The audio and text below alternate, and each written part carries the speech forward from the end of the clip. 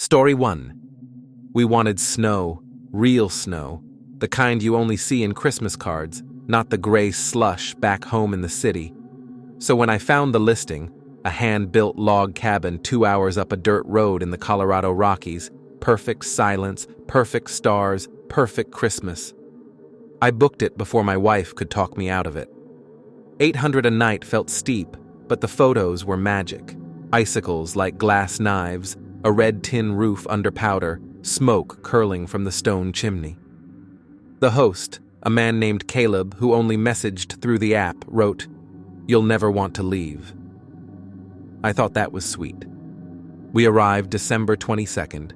Me, Anna, and the kids, Mia, 10, and little Ben, 6. The road was already icing, but the rented Suburban made it. Caleb wasn't there to greet us. He'd left the key in a lockbox and texted, "Make yourselves at home. I'm out of state till spring." That should have been the first warning. The first night was everything we dreamed. We built a fire, hung dollar store lights, drank hot chocolate while snow tapped the windows like friendly fingers. Ben fell asleep on the bearskin rug. Mia whispered, "This is the best Christmas ever." I took a photo of them in front of the tree we'd cut ourselves that afternoon and posted it with the caption, "Living the dream." No signal after that. I didn't care. We were off-grid. That was the point. Day 2, the snow turned serious.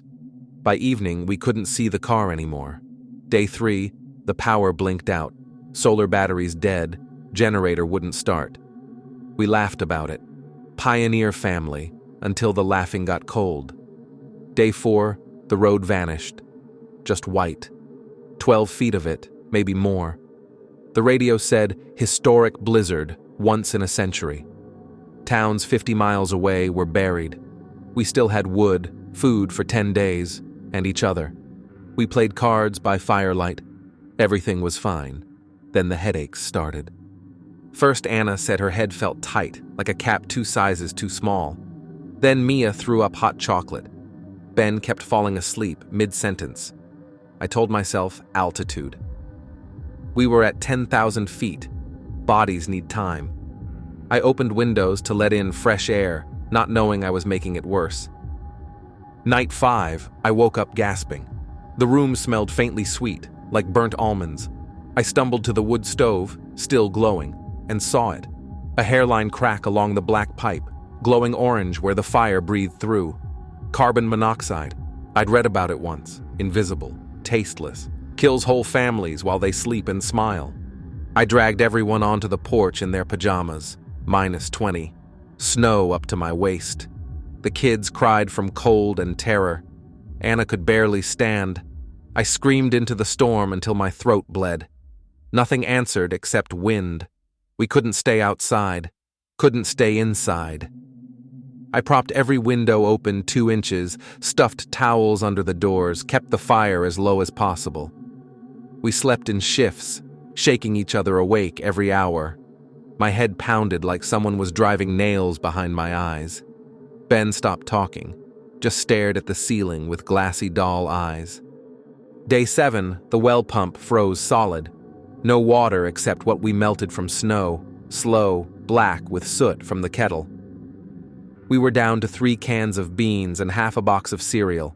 Phones were bricks. The emergency radio picked up nothing but static and Spanish preaching.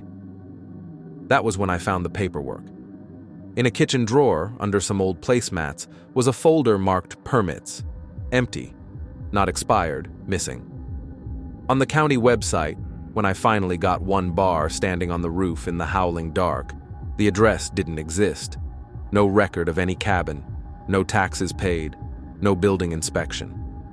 Caleb had built his perfect Christmas trap on national forest land and never told a soul where. We were ghosts already. No one was coming because no one knew we were here.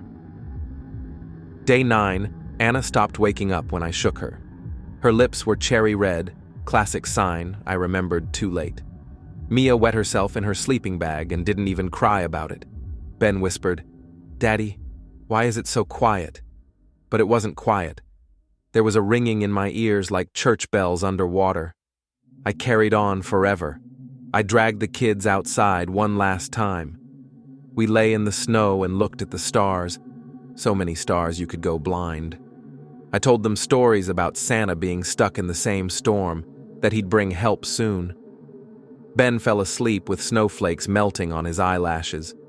Mia's breathing slowed, then stopped. I didn't have the strength to move him. I'm writing this on the last page of Mia's coloring book with a crayon because my fingers are too stiff for a pen. The fire is almost out. The crack in the pipe glows like a red eye that never blinks. Snow keeps falling, soft and kind, covering our footprints, covering the car, covering everything. If you find this cabin, don't light the stove, and whatever you do, don't trust a man who says you'll never want to leave. Because he's right. Story 2. They say the mountain eats people who don't respect it. I always laughed at that, until the day it started chewing.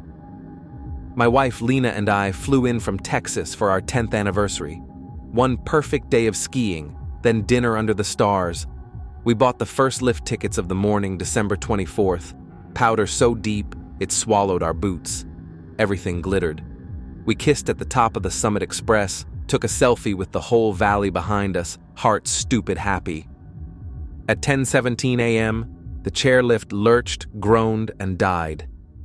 We dangled 30 feet up, one of 60 chairs swaying like wind chimes. A voice crackled over the loudspeaker. "Folks, small electrical issue, sit tight, 15 to 30 minutes. Everyone clapped like it was part of the adventure. Lena squeezed my gloved hand. "Freezing with a view," she joked. The wind came first. 50 miles an hour, straight off the glacier. Our chair rocked hard enough to slam my knees into the safety bar. Snow stung like needles. Within 20 minutes, my toes went numb. Lena's lips turned the color of old gum. An hour passed, then 2. The loudspeaker went quiet. Below us, tiny orange dots, lifties, ran around the bull wheel with fire extinguishers. Black smoke poured out of the motor house, then a dull boom. Someone screamed that the whole thing was on fire. Chairs jerked once more and locked forever. 6 hours, they said later told us. It felt like 6 years. People started crying in languages I didn't know. A woman 3 chairs ahead begged someone to catch her baby if she dropped it. A teenage boy behind us puked over the side. It froze before it hit the snow. The wind never stopped. It found every gap in our jackets, every place skin touched metal. Lena's eyes went glassy. "I can't feel my feet," she whispered. I wrapped my arms around her, pressed my body against hers, tried to share whatever heat I had left. My thighs burned from clenching the bar.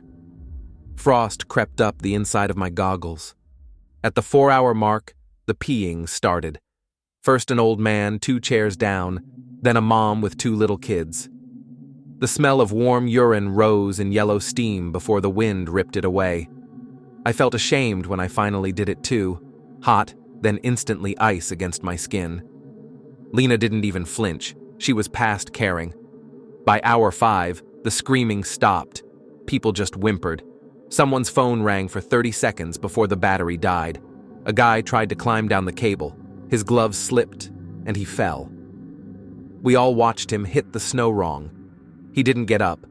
Nobody had the strength to scream anymore. Helicopters circled once, twice, then banked away. Too much wind, the resort later said. Too dangerous. Dusk came early under the storm. The temperature dropped past -20. I couldn't feel anything below my knees. Lena's head lolled against my chest. Her breathing was shallow, fast, like a bird's. I kept talking. Stupid stuff. Remember our first apartment? Remember the dog we never got? Remember I love you? My words froze in the air. I started seeing things. My dead father waving from the tree line. Christmas lights blinking in the smoke. I knew they weren't real, but I waved back anyway. They got us down at 10:43 p.m. Climbers in headlamps, ropes, screaming at us to stay awake. When they pried the safety bar up, Lena slid out like a rag doll and didn't move. I tried to stand and my legs folded. Someone carried me. I kept asking about my wife. Nobody answered. In the hospital, they told me I lost 4 toes. They told me Lena lost both feet and 3 fingers. They told me 12 people died up there that day, frozen stiff in their seats like horrible ornaments. The resort sent flowers and a letter about unprecedented weather. I threw both in the trash. Sometimes, when the house is quiet, I still feel the chair rocking. I still smell frozen urine and burnt plastic. And sometimes, late at night, I swear I hear that loudspeaker crackles back to life with the same calm voice. Folks, small electrical issue. Sit tight. 15 to 30 minutes. It's been 10 years. We're still sitting tight. Story 3. They say the northern lights can show you things that aren't really there. I always thought that was beautiful. Now I know it's a warning. We wanted one perfect Christmas memory for the kids. Real reindeer, real snow, real aurora. The website promised a private glass igloo north of Rovaniemi. Heated floor, 360-degree sky view, champagne on ice. The photos looked like heaven frozen over. I paid the full amount up front, €3,000, because the host said the last igloo for December books fast. He called himself Arctic Dream Host 69 and only messaged through an app that disappeared the moment you closed it. We landed in Ivalo just before midnight on December 23rd. The plane doors opened and the cold slapped us like a fist. -35, the pilot joked. Dress warm. A man in a black van held a sign with our name. He didn't speak English, just nodded, took our bags, and drove. 3 hours deeper into nothing. No streetlights, no houses, just black pine trees and snow glowing under the moon. The kids fell asleep against the windows. My wife, Sarah, kept checking her phone. No signal since the airport. I told her to relax. We were almost there. At 2:47 a.m., the driver slowed, turned off the plowed road onto a narrow track, then stopped. He pointed at the GPS on his dash, shrugged, and opened the doors. Cold poured in like water. We stumbled out with our suitcases. He unloaded the rest, climbed back in, and drove away. Red taillights disappeared around a bend and never came back. There was nothing, just flat white snow and trees. No igloo, no lights, no path. Only the wind making a sound like someone crying far away. I shouted until my throat bled. Sarah called the number from her dying phone, straight to voicemail in Russian. The kids started to cry. Battery icons blinked red. 10%. 5. Then black. We stood in a tiny circle while the cold crawled inside our city coats. I told everyone to jump, keep moving, but after 10 minutes my fingers wouldn't bend. Sarah's eyelashes froze together. Little Elias, only 7, said his feet were gone. I carried him on my back, but he felt heavier every step, like the snow wanted him. We tried walking back the way the van came. The tracks were already filling. The wind erased everything. After an hour, we were lost, the road completely.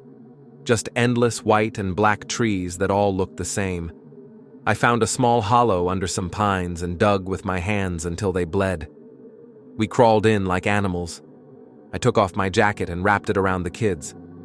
Sarah gave hers to Elias, too. We pressed together, 4 bodies trying to make one small fire. The northern lights came out then, green curtains waving slow and silent, beautiful, cruel. They lit up the snow like ghost light and showed us how alone we were. Elias asked if Santa could see us from up there. I lied and said yes. Sarah's teeth stopped chattering first. That's when I knew. I kept rubbing her hands, breathing on them, begging. She looked at me with eyes already far away and whispered, "Take the kids. Run." Then she closed them and leaned into the snow like it was a pillow. Elias went next. He just got quiet and heavy.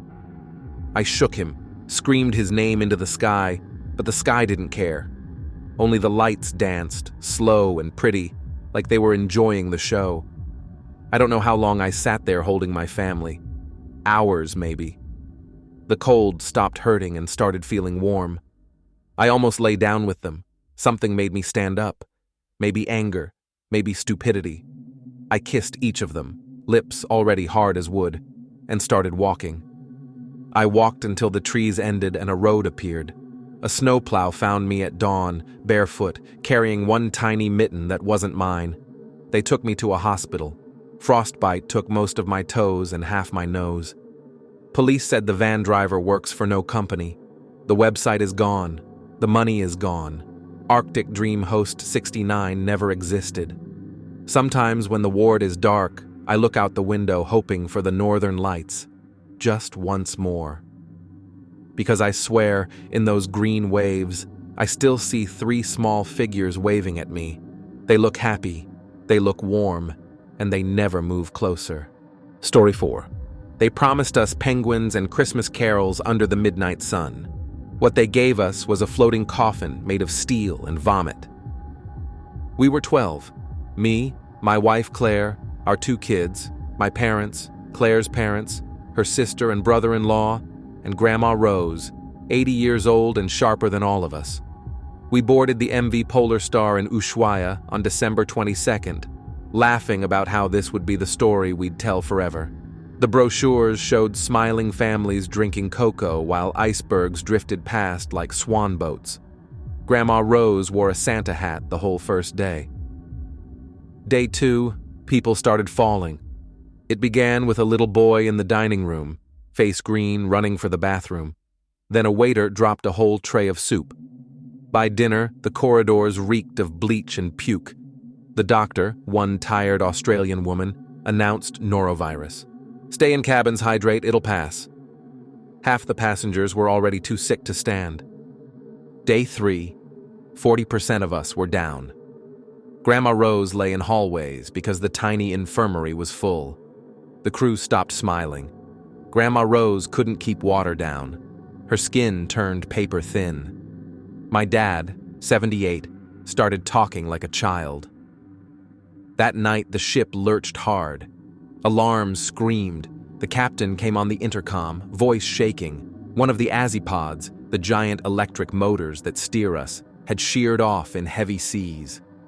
We were dead in the water, 200 miles from anywhere, rolling in 30-foot swells near the Antarctic Peninsula.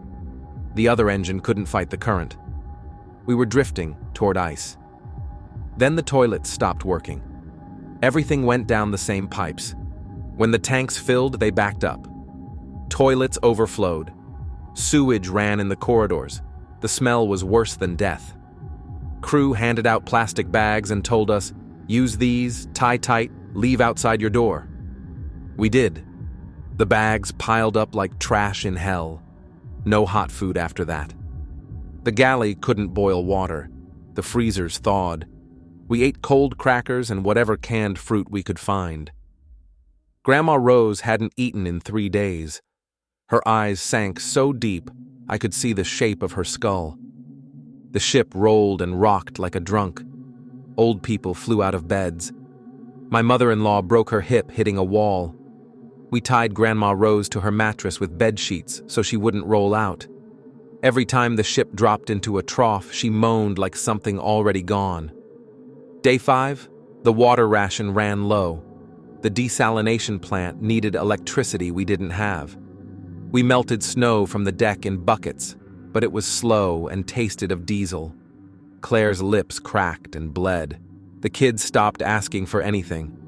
At night, we heard ice scraping the hull, long, slow fingernails. The captain said we were drifting into a berg field. If we hit one wrong, we'd sink in minutes. The water was -2 degrees. You'd be unconscious in 60 seconds. Grandma Rose started seeing angels.